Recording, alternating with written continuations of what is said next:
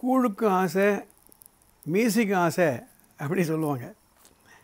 அதாவது we have a choice to go for it or not to go for it.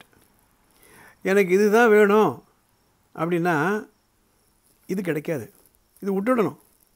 இல்லை எனக்கு இது வேணும் அப்படின்னா இதை மறந்துடணும். இன்றைக்கி பல சீனியர் சிட்டிசன்ஸ்களுக்கு ஒரு பெரிய டைலமா. என்ன டைலமா அப்படின்னா, என்னடா நம்ம இந்தியாவில் தனியாக இருக்கோமே, நம்ம பசங்கள்லாம் வெளியூரில் இருக்காங்களே, அவங்க ஏன் வரமாட்டேன்றாங்க? அப்போது நமக்கும் அவங்களுக்கும் இருக்க உறவே முறிஞ்சு போச்சா அப்படின்னு ஒரு புலம்பல் சொல்கிற கிட்டத்தட்ட அது மாதிரி. நான் இன்றைக்கி பல அமெரிக்கன் ஹோம்ஸ்க்கு போகிறேன், இந்தியன் ஹோம்ஸ்க்கு போகிறேன். எல்லா மாநிலங்களையும் இங்கே இருக்காங்க. யூபியில் ஆரம்பித்து கேரளா, இந்த பக்கம் வெஸ்ட் பெங்கால், ஆந்திரா, தமிழ்நாடு, கர்நாடகா, பல மாநிலங்கள்லேருந்து இருக்காங்க. நிறைய இந்தியன் காலனிஸ் நிறைய இருக்காங்க. There are some Indian dominated கம்யூனிட்டிஸே இருக்குங்க. இந்தியன் ஸ்டோர்ஸ் இருக்குது. இங்கே கிடைக்காதே கிடையாது எக்ஸப்ட் அம்மா அப்பா.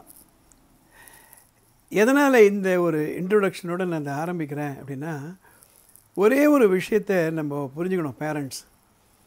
இப்போது நம்ம குழந்தைகள் என்ன படிக்க போகிறாங்க, எந்த வேலைக்கு போக போகிறாங்க, அவங்க படிக்கிற வேலைக்கும் எந்த நாட்டுக்கும் அதிகமாக ரெலவன்ஸ் இருக்குது, எந்த படிப்பு எந்த துறைக்கு அவங்கள அழைச்சிட்டு போக போகுது, அந்த துறையில் முன்னிலையில் இருக்கக்கூடிய மாநிலங்கள் நாடுகள்லாம் எங்கெங்கே இருக்குது, இதெல்லாம் யோசனை பண்ணணும். இதெல்லாம் யோசனை பண்ணிவிட்டு அதனால் வரக்கூடிய விளைவுகளை நம்ம மனசார ஏற்றுக்கணும். அதுவும் வேணும் இதுவும் வேணும்னா அது முடியாத காரியம். இன்றைக்கி அமெரிக்காவில் இங்கே இருக்கவங்களெல்லாம் அப்படி இன்டர்வியூ பண்ணி பார்க்கும்பொழுது அவங்களுக்கு ஒரே ஒரு விஷயம் மாத்திரம் அவங்க புரிஞ்சுக்கிறாங்க. இங்கே இருக்கக்கூடிய வாழ்க்கை தரம், இங்கே இருக்கக்கூடிய ஃபெசிலிட்டிஸு, இங்கே இருக்கக்கூடிய சம்பளம், இங்கே இருக்கக்கூடிய வேலைக்கு இருக்கக்கூடிய மரியாதை, ரெக்கக்னிஷன், இதெல்லாம் இந்தியாவில் இருக்குமா அப்படின்னா அவங்க இல்லைன்னு ஃபீல் பண்ணுறாங்க. இல்லைன்னா ஏன் இங்கே இருக்க போகிறாங்க? இன்னும் கேட்டிங்களா, சில இடங்கள்லாம் எக்ஸ்ட்ரீம் கோல்டு, -20 டிகிரிஸ் -30 டிகிரிஸ்லாம் போகிற மாநிலங்களை இங்கே நம்ம பார்க்கலாம். நிறைய மிஸ் பண்ணுறாங்க. கண்டிப்பாக அப்பா அம்மா மிஸ் பண்ணுறாங்க, ஃபேமிலி மிஸ் பண்ணுறாங்க. நிறைய ஃபேமிலி கெட் டுகெதர்ஸில் போகிறதில்ல அப்படின்னு அவங்களுக்கு ஆதங்கம் இருக்குது. இப்போ நம்ம இந்தியன் கவுண்டர் பார்ட்டுக்கு வருவோம், பேரண்ட்ஸ்க்கு வருவோம். ஒன்றே ஒன்று அவங்க புரிஞ்சுக்கிடணும். இப்போ இந்தியாவில் யார் வேணால் இருக்கலாம், மாத கணக்கில் இருக்கலாம், வருஷ கணக்கில் இருக்கலாம். என்ன அவங்களுக்கு சில உரிமைகள் மறுக்கப்படும், ரேஷன் கார்டு இருக்காது, ஓட்டுரிமை இருக்காது, மற்றபடி இருக்கலாம். யாரும் தேடி நீங்கள் 6 மாதமாக இருக்கீங்களாமே, 8 மாதமாக இருக்கீங்களா, திரும்பி உங்கள் நாட்டுக்கு போயிடுங்க, யாரும் கேட்க மாட்டாங்க. என்ன சிட்டிசன்ஷிப் ட்ரெயின் கேட்கும்பொழுது அது மறுக்கப்படலாம். ஆனால் இங்கெல்லாம் அப்படி கிடையாது. இங்கே உள்ள என்ட்ரி ஆகிறதுக்கே நீங்கள் விசாலாம் வாங்கணும். டூரிஸ்ட் விசா வந்தால் கூட அதுக்கு ஒரு லிமிட்டேஷன் உண்டு. அதே மாதிரி வேலைக்கு வந்தாச்சு அப்படின்னா அவங்களுக்கு என்ன முக்கியமான குறிக்கோள், வேலையை எப்படி பர்மனெண்ட் பண்ணிக்கிறது. அந்த எம்ப்ளாய்மெண்ட் விசாவில் வராங்க, அப்புறம் என்னென்னோ விசா நம்பர்லாம் சொல்கிறாங்க, L1 விசான்றாங்க, க்ரீன் கார்டுன்றாங்க, ரைட். அதை நோக்கி தான் அவங்க பயணமே இருக்கும். எப்போ எனக்கு பர்மனெண்ட் ஜாப் கிடைக்கும், எப்போ எனக்கு க்ரீன் கார்டு கிடைக்கும். க்ரீன் கார்டுக்கு அப்ளை பண்ணிட்டாங்க அப்படின்னா இந்தியாவுக்கு வர முடியாது, அந்த நாட்டை விட்டு வெளில வர முடியாது. அப்படி வெளியில் வந்தாங்கன்னா மறுபடியும் உள்ளே வர முடியாது. இங்கே வந்தாச்சு, வேலையை தேடி வந்தாச்சு, இங்கே தான் வாழ்க்கைன்னு வந்தாச்சு அப்படின்னா, ஒரு மேரேஜே இருக்குன்னா ஒருத்தருக்கு போயிட்டு ஒருத்தருக்கு 2 லட்சம் ரூபாய் ஆகிடும். இதுக்கெல்லாம் நீங்கள் வருமானம்னு பார்த்திங்களன்னா அப்படி ஓஹோன்ற வருமானம் இருக்க மாதிரி தெரியல.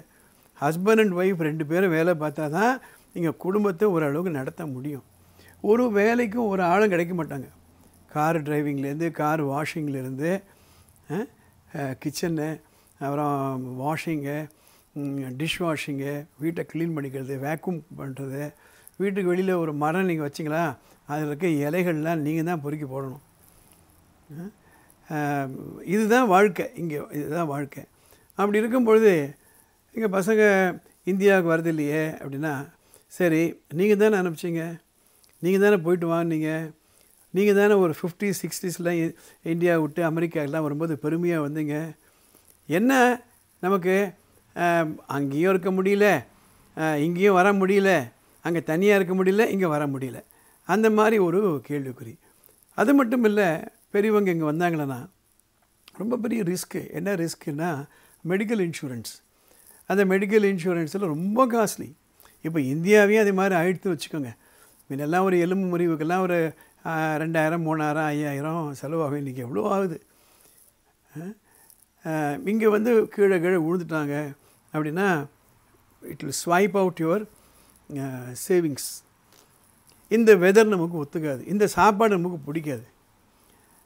நம்ம கடையில் போய் சாமான் வாங்கினா கூட உடனே டாலரை இந்த ருப்பியில் கன்வெர்ட் பண்ணி நம்ம பார்ப்போம். அப்போ இங்கே பையனோடையோ பொண்ணோடையோ வந்து இருக்கும்பொழுது ஏன் இவ்வளோ செலவு பண்ணுறாங்கன்னு நமக்கு தோணும்.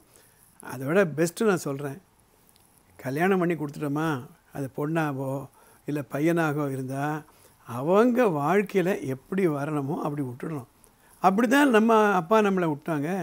நமக்கு கிராமத்தில் எங்கேயோ தஞ்சாவூர் பக்கத்துலையோ கும்பகோணம் பக்கத்துலையோ இல்லை கேரளாலேயோ ஆந்திராலேயோ ஒரு கிராமத்தில் நம்ம வளர்ந்தோம். பெரியவங்க இருந்தாங்க, தாத்தா பாட்டிலாம் இருந்தாங்க. அப்பா அதுக்கப்புறம் நகரத்தை நோக்கி வந்தாங்க. அதுக்கப்புறம் நாம் நகரத்தை நோக்கி வந்தோம். நம்ம பையன் வெளிநாட்டுக்கு போகிறான், அவ்வளோதான் வித்தியாசம். அப்படி இருக்கும்பொழுது சரி, வயசாகிடுத்த நமக்கும். அதனால் யதார்த்தமான சூழ்நிலை நம்ம புரிஞ்சுக்கிட்டு எங்கே இருந்தாலும் சந்தோஷமாக இருங்க. எப்போ வரீங்களோ வாங்க. இங்கே இருக்கவங்களை பொறுத்து கூட ஒன்று புரிஞ்சுக்கணும், கூழுக்கு ஆசை மியூசிக் ஆசைன்னு நீங்களும் இருக்க முடியாது. ஏன்னா இங்கே ஒரு 10 வருஷம் 20 வருஷம் ஆயிடுச்சு அப்படின்னா உங்கள் பசங்க திரும்பி ஊருக்கு வரத்துக்கு விருப்பப்பட மாட்டாங்க. அவங்களுடைய பாஷை தெரியாது. கண்டிப்பாக இங்கே இருக்கக்கூடிய பள்ளிக்கூடத்தில் நீங்கள் சேர்த்திங்களான்னா உங்கள் தமிழ் பாஷையோ இல்லை மலையாளமோ தெலுங்கோ இருக்காது. ஆனால் அடுத்த 20 ஆண்டுகள் போகும்பொழுது நம்ம குழந்தைகளுக்கும் நம்மளுடைய உறவினர்கள் குழந்தைகளுக்கும் கான்டாக்ட் இல்லாமல் போயிடும். இந்த கலாச்சாரத்துக்கு அவங்க மாறிடுவாங்க. அந்த கலாச்சாரம் உங்களுக்கு ஒத்து போகாது. இதுதான் யதார்த்தமான நிலவை. எனவே சீனியர் சிட்டிசன் பொறுத்தவரையில் பசங்களை நல்லா படிக்க வச்சு அவங்கள ஒரு ஒரு பொறுப்பை கொடுத்துட்டோமா, இந்த ஆசிரம தர்மம் சொல்லுவாங்க. பிரம்மச்சரியம், கிரகஸ்தன், வானப்பிரஸ்தன், சந்நியாசம் அப்படின்ட்டு. இந்த வானப்பிரஸ்தன் என்னென்னா குழந்தைகள்கிட்ட நம்ம பொறுப்பு கொடுத்தாச்சுன்னா கொஞ்சம் எட்டி இருந்து பரமசிவன் கழுத்திலிருந்து பாம்பு கேட்டதாம் கருடா சௌக்கியமா, இருக்கும் இடத்தில் இருந்து விட்டால் எல்லாம் சௌக்கியமே கருடன் சொன்னது. நம்ம இருக்க இடத்துல இருந்துக்கிட்டு அவங்கள நினச்சிக்கலாம், அவங்க இருக்க இடத்துல இருந்துக்கிட்டு நம்மளை நினச்சிக்கலாம். ஆனால் ஒன்று மாத்திரம், அவங்க எல்லாம் வந்துடுவாங்கன்னு நினைக்கவும் முடியாது. இங்கே வந்தாச்சுன்னா ரொம்ப ரொம்ப எமர்ஜென்சி கூட அவங்களால போக முடியாது. இப்போ க்ரீன் கார்டு அப்ளை பண்ணிட்டாங்க, அது பெண்டிங்கில் இருக்குது, ப்ராசஸில் இருக்குது அப்படின்னா சீரியஸாக யாருக்குன்னா உடம்பே சரியில்லை, இல்லை யாரோ வந்து மரணமே அடைஞ்சிட்டாங்கன்னா போக முடியாது. போனால் வேலை போயிடும். வேலை வேணுமா, சொந்த பந்தங்கள் வேணுமா, இதுதான். அதனால் இதை யதார்த்தமான நிலையை நம்ம உணர்ந்துட்டோம்னா பெற்றோர்களுக்கும் பிரச்சனை கிடையாது, நம்ம குழந்தைகளுக்கும் பிரச்சனை கிடையாது. யோசனை பண்ணி பாருங்கள்.